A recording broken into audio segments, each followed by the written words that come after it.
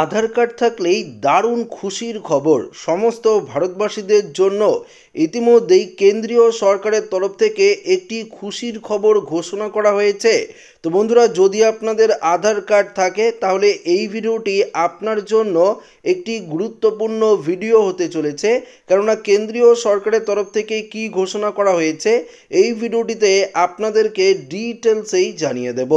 দেখুন, এখানে পরিষ্কারভাবে বলে দিয়েছে আধার কার্ড এমন একটি নথি বা ডকুমেন্ট যা রাজ্য থেকে শুরু করে কেন্দ্রীয় সরকারের সমস্ত রকমের প্রকল্পে আবেদন করতে গেলে এই আধার কার্ড লাগে, সেটা আপনারা প্রত্যেকেই জানেন।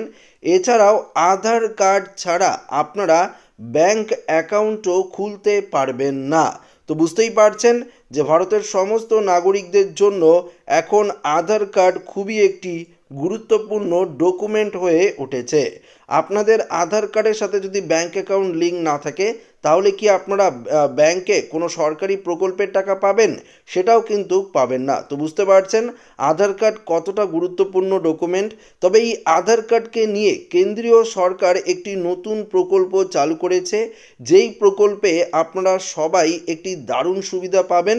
তো আসুন জেনে নিই কি সেই প্রকল্প এবং এই প্রকল্পে আপনারা কারা কারা আবেদন করতে পারবেন, কি সুবিধা পাবেন, সমস্ত কিছু আপনাদেরকে জানিয়ে দেব। তো একটু ধৈর্য সহকারে এই ভিডিওটিতে অবশ্যই প্রথম থেকেই শেষ পর্যন্ত দেখুন।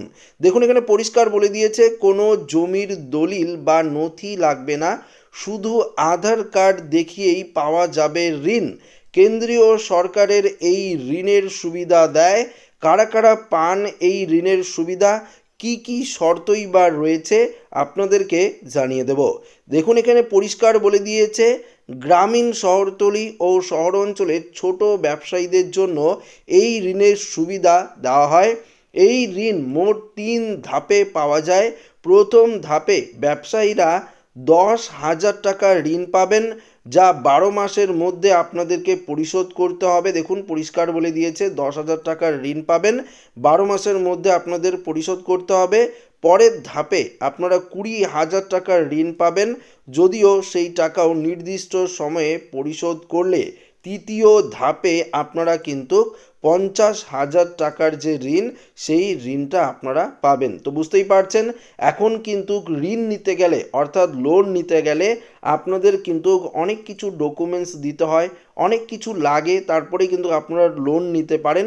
তো শুধুমাত্র আধার কার্ড দেখিয়েই কেন্দ্রীয় সরকারের তরফ থেকে আপনারা কিন্তু এই ঋণ অর্থাৎ লোনটি নিতে পারবেন। প্রথমত আপনারা 10,000 টাকা নিতে পারবেন, পরের ধাপে আপনারা 20,000 টাকা নিতে পারবেন এবং পরবর্তীতে আপনারা যদি শোধ করেন তাহলে 50,000 টাকা পাবেন। তবে কি কি শর্ত রয়েছে সেগুলো এক নজরে আপনাদেরকে জানিয়ে দিই। আবেদনকারীদের রেজিস্ট্রেশন সার্টিফিকেট অবশ্যই থাকতে হবে। 50,000 টাকার ঋণ পাওয়ার জন্য আগের ধাপের 10,000, 20,000 টাকার ঋণ সঠিকভাবে আপনাদের কিন্তু পরিশোধ করতে হবে। আধার কার্ডের সঙ্গে ব্যাংক অ্যাকাউন্টের যে লিঙ্ক সেটা কিন্তু অবশ্যই থাকতে হবে। ভিডিও শুরুতেই বলেছিলাম যে ব্যাংক অ্যাকাউন্ট আধার কার্ড ছাড়া হয় না। তবে যাদের ব্যাংক অ্যাকাউন্ট রয়েছে আধার কার্ডের সাথে লিঙ্ক নেই অবশ্যই করিয়ে নেবেন, তাছাড়া কিন্তু আপনারা এই ঋণটি পাবেন না। আবেদনকারী যে এলাকায় ব্যবসা করেন সেখানের বাসিন্দার কিন্তু অবশ্যই আপনাদের হতে হবে। এই ঋণ পরিশোধের জন্য 36 মাস পর্যন্ত সময় পাওয়া যায়। এর জন্য কোনো গ্যারান্টি বা সিকিউরিটি ডিপোজিটের প্রয়োজন কিন্তু পড়ে না।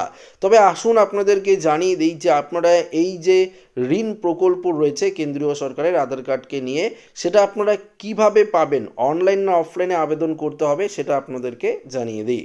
তবে কেন্দ্রীয় সরকারের এই প্রকল্পে আবেদন করতে হলে আপনাদেরকে কি করতে হবে আসুন আপনাদেরকে জানিয়ে দিই। অনলাইন বা অফলাইন দুই পদ্ধতিতেই আপনারা এই ঋণের জন্য আবেদন করতে পারবেন। সরকারি ব্যাংকে আধার কার্ড জমা রেখে পিএম আত্মনির্ভর নিধি যোজনায় আবেদন করা যাবে। অর্থাৎ এই যে স্কিম সেটা হলো যে পিএম আত্মনির্ভর নিধি যোজনা, এটা হলো এই স্কিমের নাম। অর্থাৎ এই স্কিমে যদি আপনারা আবেদন করেন তাহলে কেওয়াইসির জন্য মোবাইল নাম্বার, আধার কার্ডের সঙ্গে আপনাদের লিঙ্ক থাকতে হবে। তাহলেই কিন্তু আপনারা পিএম আত্মনির্ভর নিধি যে যোজনা রয়েছে এই যোজনায় কিন্তু আপনারা এই যে অর্থাৎ 50,000 টাকার লোন, সেই লোনটি কিন্তু আপনারা অনায়াসেই ব্যাংক থেকে পেয়ে যাবেন। তো আশা করি ভিডিওটি প্রত্যেকের ভালো লেগেছে। ভিডিওটি এখানে শেষ করছি। এই প্রকল্পটি কেমন লাগলো কেন্দ্রীয় সরকারের অবশ্যই কমেন্টে জানাবেন। ভিডিওটি ভালো লাগলে লাইক করবেন, বন্ধুদের সাথে শেয়ার করবেন।